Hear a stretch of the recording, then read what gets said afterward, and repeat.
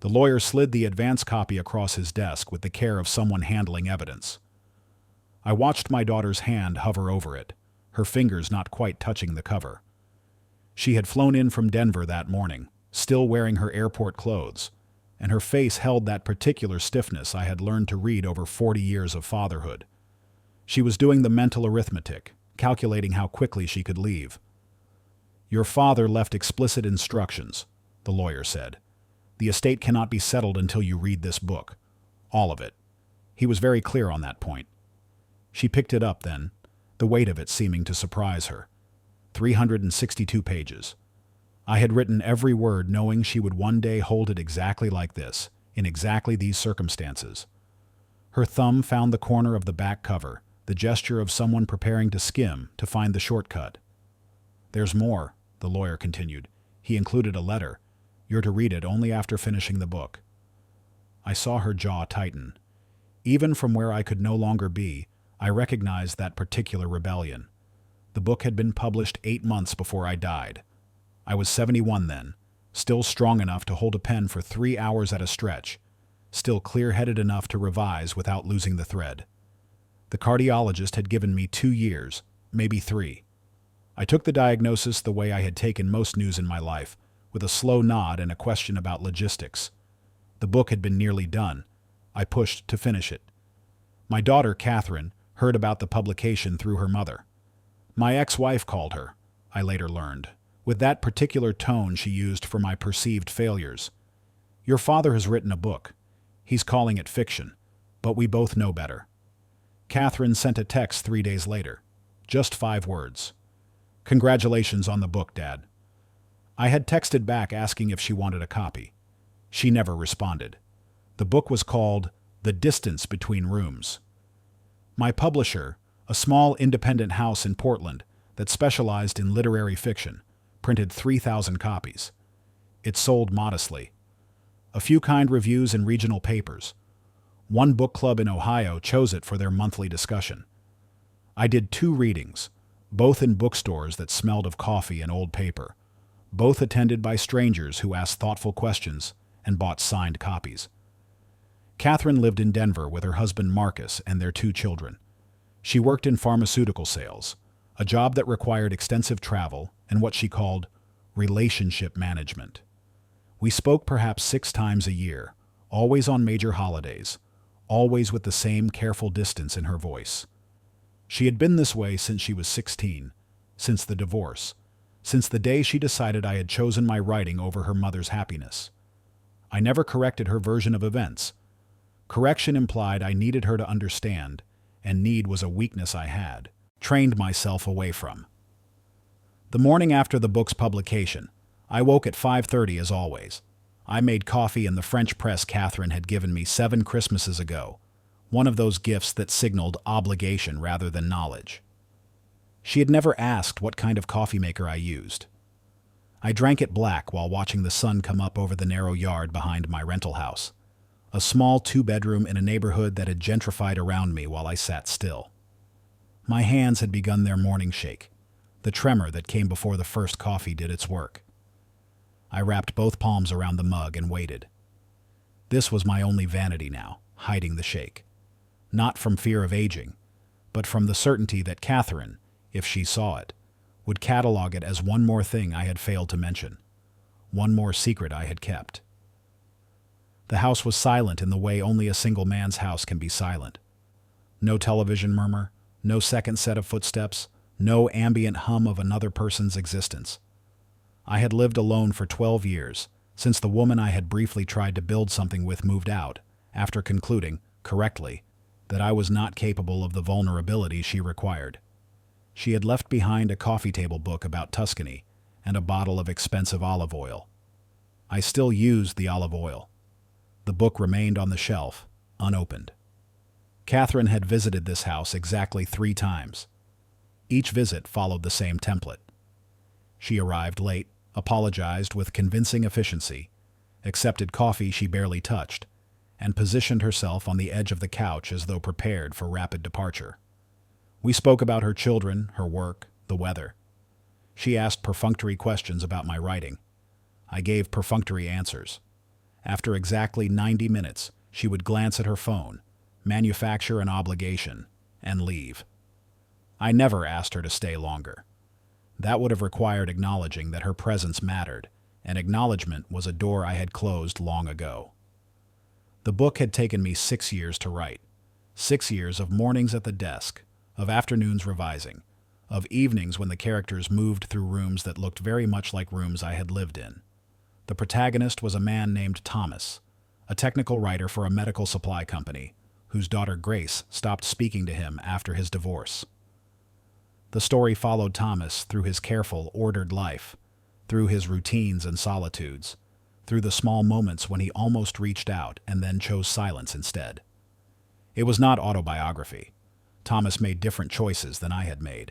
His marriage ended differently. His career followed a different trajectory, but the emotional architecture was mine, every beam and foundation stone. I had built it with the precision I brought to all my work, each scene load-bearing, each line of dialogue doing triple duty.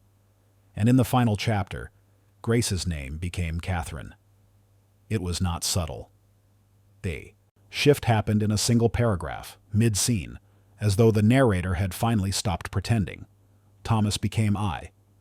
Grace's name became Catherine's name. The careful fiction dissolved, and what remained was a father speaking directly to his daughter, explaining in precise, measured language why he had chosen silence over confrontation, why he had let her believe what she needed to believe, why he had loved her the only way he knew how. I had written that chapter 17 times. Each draft peeled away another layer of defense, another carefully constructed wall.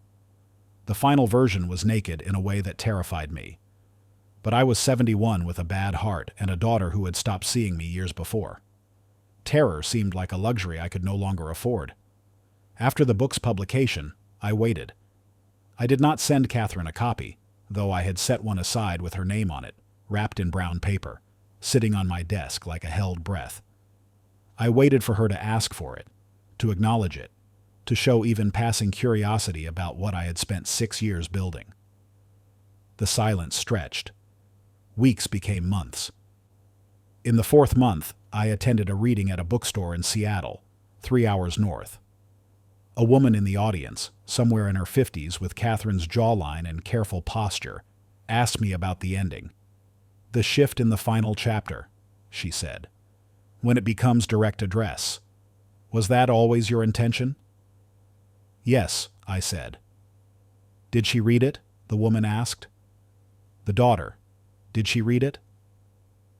I folded my hands on the lectern to still the tremor. I don't know yet. The woman nodded as though this confirmed something she had suspected. After the reading, she bought 2 copies, one for herself and one for her own daughter. Just in case, she said. I understood what she meant.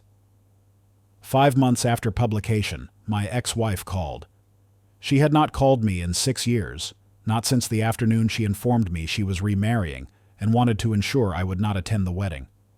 I had assured her I had no such intention. She had seemed almost disappointed. I read your book, she said without preamble. I waited. It's cruel, she continued, using Catherine like that, making her a character without her permission. Thomas's daughter is named Grace, I said. Don't insult me. The last chapter is a confession disguised as fiction. You put her real name in it. You made sure people would know. 3,000 copies, I said. Modest regional distribution. I doubt many people we know have read it. You're missing the point. I disagree. She made a sound that might have been a laugh or a sigh. You always do. That's why she doesn't call you, you know. She learned from me that you can't be reached. And yet you called today. The line went quiet for 3 seconds. I called to tell you that she won't read it. She told me as much. She sees it as one more way you're trying to control the narrative. Make yourself the thoughtful, misunderstood father. She's done with that story. Then she's done, I said. That's it? That's your response?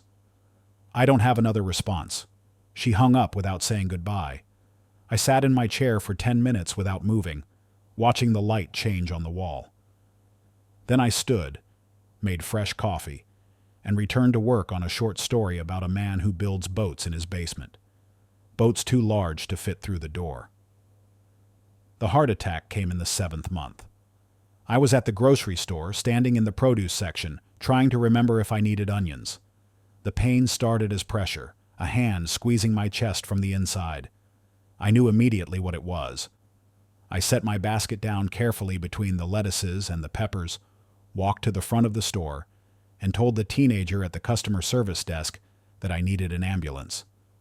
The boy's face went through several expressions in quick succession, landing on a panicked determination. He made the call. I sat down on the floor with my back against the courtesy counter and focused on breathing. A woman asked if I needed anything. I shook my head. The paramedics arrived 6 minutes later. Catherine flew in the next day. I was stable by then, installed in a cardiac unit with monitors and tubes, and the particular quiet that hospitals maintain around the seriously ill. She came into the room carrying her efficiency like a shield, her phone in one hand, her questions prepared. "Why didn't you tell me your heart was bad?" she asked. No greeting, no relief that I was alive. "The condition was managed," I said. "You had a major cardiac event." "I'm aware." She stood at the foot of the bed, not touching the rail, her posture perfect. She looked so much like her mother in that moment that I felt something shift in my chest, an echo of the earlier pain. "The doctors say you need surgery," she said. "Bypass. They want to do it next week." "I know." "And you'll agree to it?" "I haven't decided." Her mouth tightened. "You haven't decided." "The recovery is extensive. 6 months of limitations. I'm 71. I need to consider whether that's how I want to spend whatever time remains." "So you're just going to die instead?" "Everyone does eventually." She turned and looked out the window, her shoulders rigid. "This is exactly like you. Making everything a philosophical exercise, turning even your own death into some kind of narrative choice." "It is a choice," I said quietly. "One of the few left." She faced me again, and I saw for the first time that she was frightened. Real fear, not anger wearing fear's mask. "I can't lose you like this," she said. "You already have," I replied.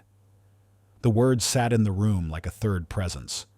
She stared at me, and I watched her recalibrate, watched the fear convert back into the armor she wore so well. "Fine," she said. "Do what you want. You always do." She left before visiting hours ended. I heard her heels clicking down the hospital corridor, that purposeful rhythm she had perfected. After she was gone, I closed my eyes and thought about the last chapter of the book, about the careful architecture I had built, about the letter I had written to accompany it. I had the surgery. The recovery was difficult but not impossible. Physical therapy 3 times a week, restrictions on lifting, driving, exertion. I hired a neighbor's teenage son to help with groceries and yard work.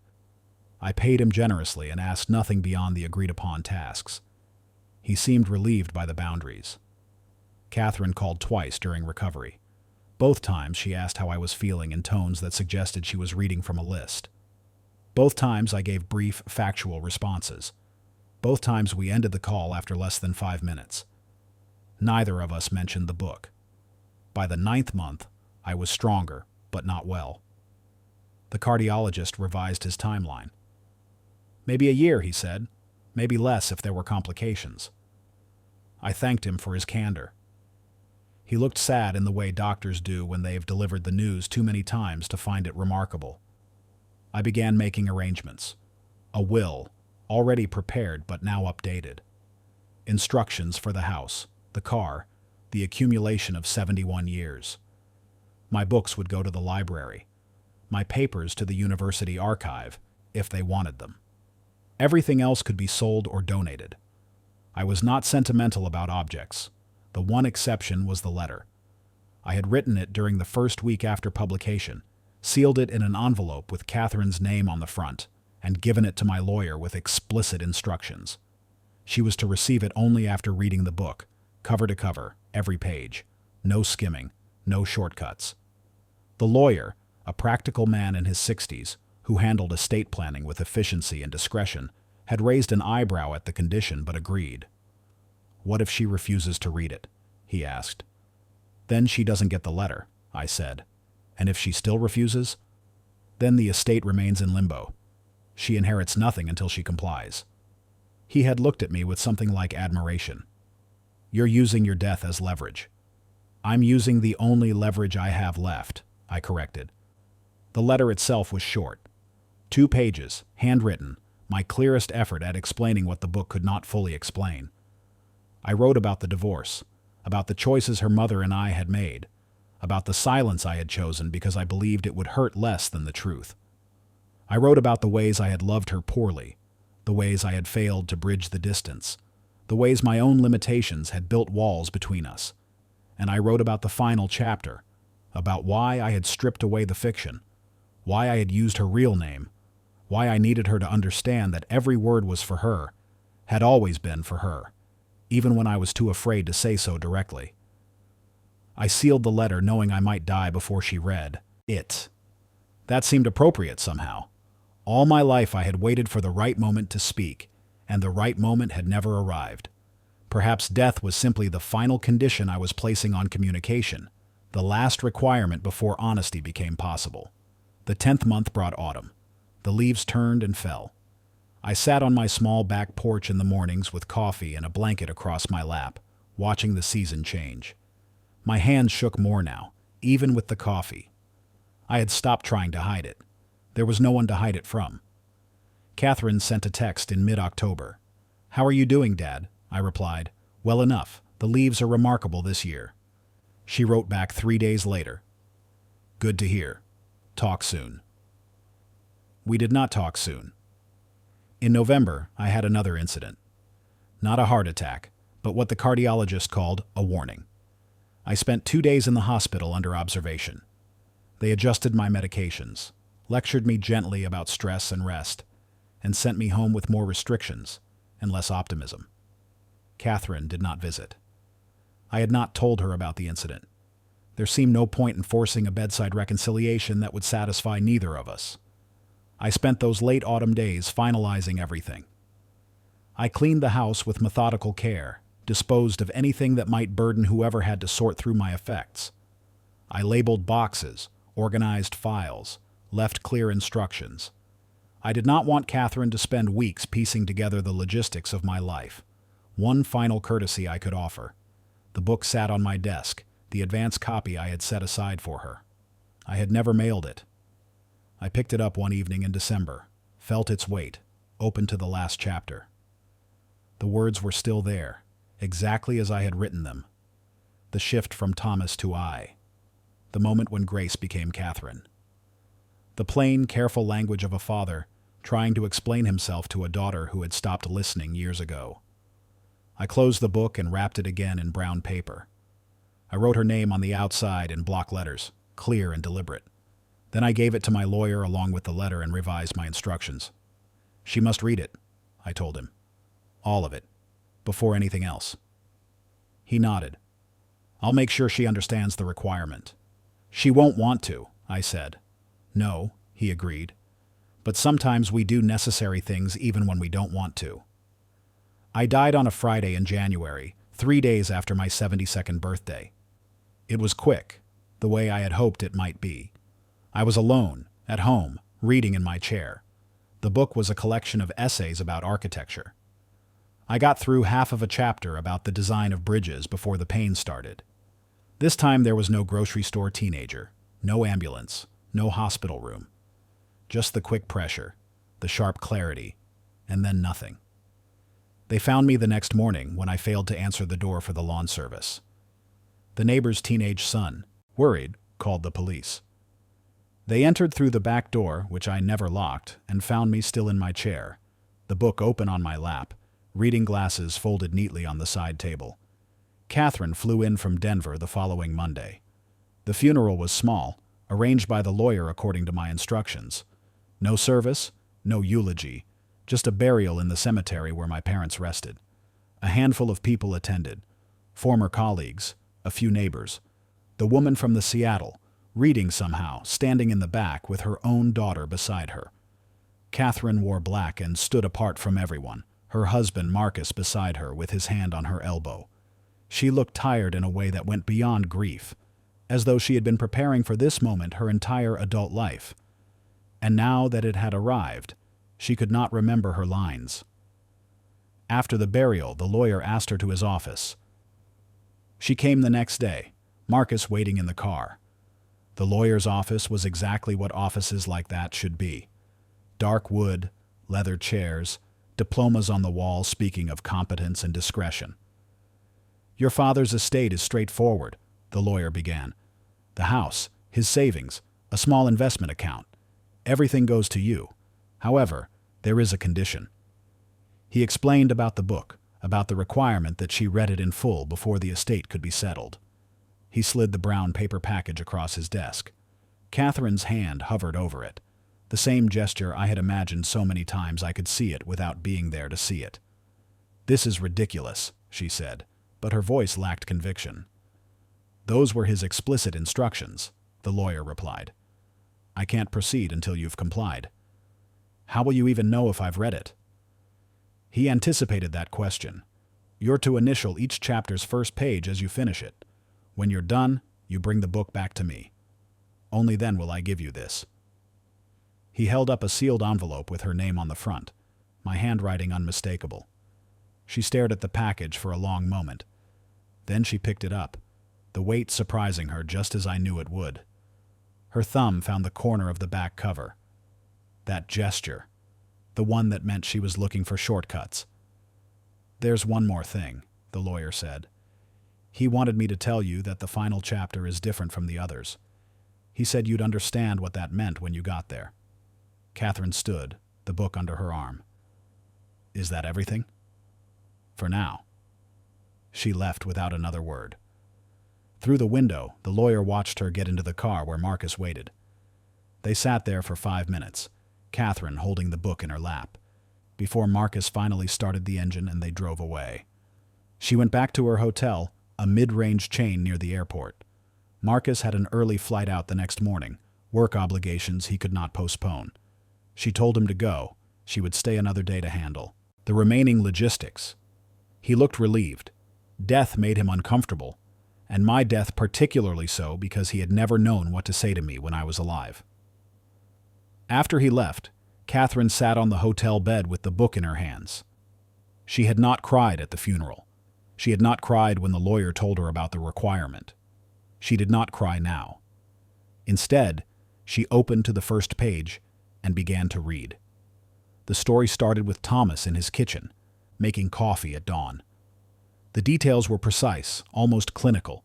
The French press, the narrow yard, the tremor in his hands that the first cup would steady. Catherine read slowly, her training in attention to detail, her sales career's demand for careful reading of contracts and terms, all brought to bear on these pages. By the third chapter, she recognized the rhythms, the careful distance, the way Thomas observed his daughter Grace without quite seeing her, the way he cataloged her visits like data points, noting patterns without drawing conclusions. She saw herself in Grace, saw the armor she wore, the efficiency she deployed like a weapon. She read through the afternoon and into the evening. She ordered room service and ate without tasting. She initialed each chapter's first page as instructed, her handwriting getting smaller and tighter as she progressed. The book was not plot-driven. There was no dramatic confrontation, no revelation that changed everything. Instead, it was a careful accumulation of small moments, of choices made and not made, of silences that stretched until they became permanent. Thomas was not a villain. Grace was not a victim. They were simply two people who had lost the ability to reach each other, each waiting for the other to make the first move, each convinced the other had already given up. Catherine recognized every scene, even though none of it had happened exactly as written. The emotional truth was absolute, even when the factual details diverged. She saw the shape of their relationship rendered with devastating precision. Every failed connection, every missed opportunity, every moment when love existed but could not quite translate into action.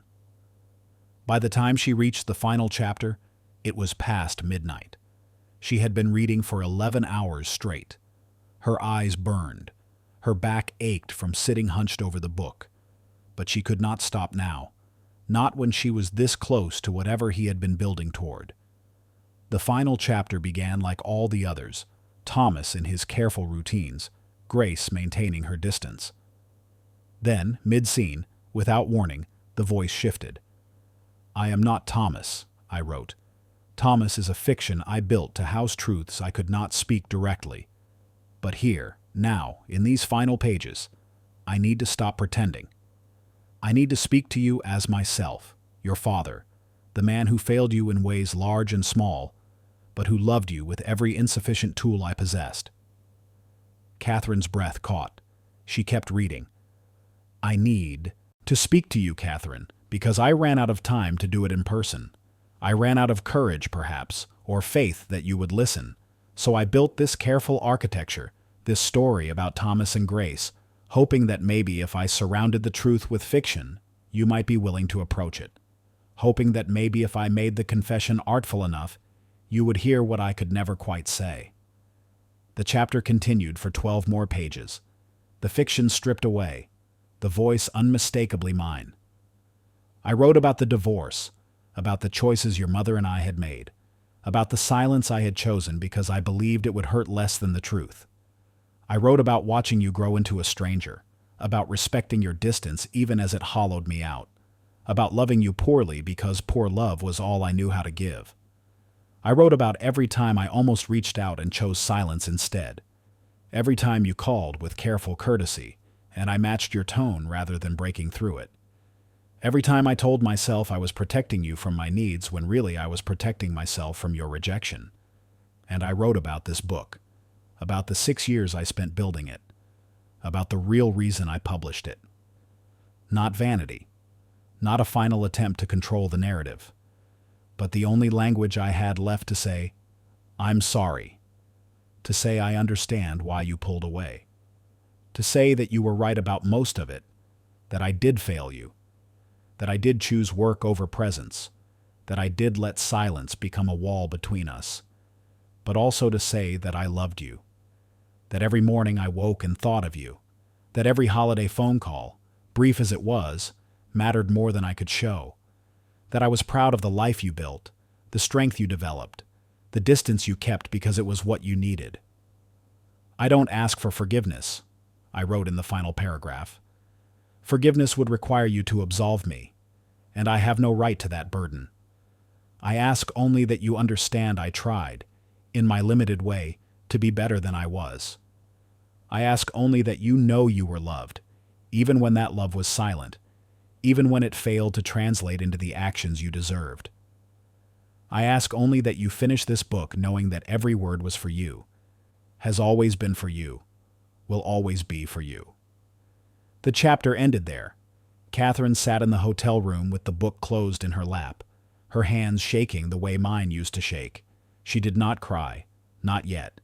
Instead, she sat in the particular silence of someone whose understanding of their past has just been rewritten. At 8 the next morning, she returned to the lawyer's office. She carried the book with every chapter initialed, proof of her compliance. The lawyer looked up as she entered, saw something in her face that made him soften. "You finished it," he said. "I finished it." He handed her the sealed envelope. She took it but did not open it, not there, not in front of him. She thanked him, signed the necessary documents, and left with both the book and the letter in her bag. She did not open the letter until she was back in Denver, in her own house, in the small home office she had set up in what was supposed to be a guest room.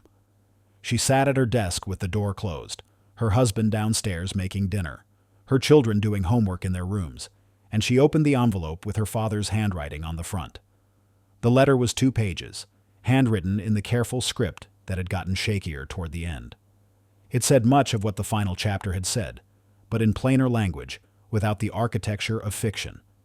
It was a father speaking directly to his daughter, no art between them, just the raw fact of love poorly expressed and loss imperfectly mourned. At the end, I had written, "I know you dismissed the book as vanity. Your mother told me as much. I know you had no intention of reading it. But I hoped that maybe after I was gone, after there was nothing left to fight about or protect against, you might open it out of curiosity or obligation or the simple need to understand. I hoped that the final chapter would explain what I could never explain in person. I hoped that maybe then you would know that the silence was never about you. It was always about me, my limitations, my failures, my inability to be what you needed. I'm sorry for that. I'm sorry for all of it. And I'm grateful that you're reading these words now, even if I'm not there to see it. That gratitude will have to be enough. All my love, Dad. Catherine set the letter down and finally cried quietly, the way people cry when they're alone, and there's no one to witness or comfort them. She cried for her father, yes, but also for herself, for the years they had spent in careful distance, for all the conversations they never had, for the understanding that came too late to matter in any practical way, but still mattered more than she could have anticipated. She kept the book. She kept the letter. She put them both in a box in her closet, and sometimes, when the house was quiet and her own children were grown and living their own careful distances, she would take them out and read them again. Each time she understood a little more. Each time she forgave a little more. Not him necessarily, but the whole broken machinery of how people fail to love each other well, how silence becomes permanent, how good intentions calcify into hurt. And sometimes she would think about writing her own book, her own attempt to explain herself to her children before it was too late. But she never did. Some silences, she learned, run too deep to bridge with words.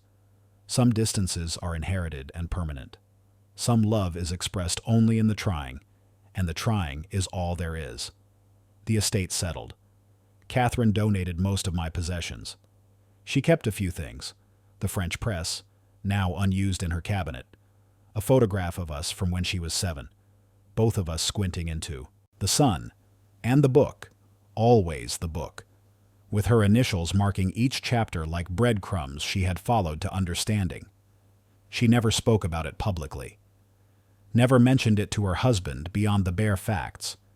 But once, years later, when her own daughter asked why they only visited Grandma and not Grandpa, Catherine said, "He died before you were born, but he wrote a book. When you're older, I'll let you read it."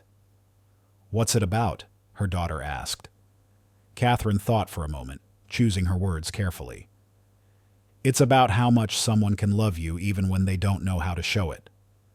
"That sounds sad," her daughter said. "Yes," Catherine agreed. "But it's also true." That would have been enough for me, I think. Not forgiveness, not even understanding, really.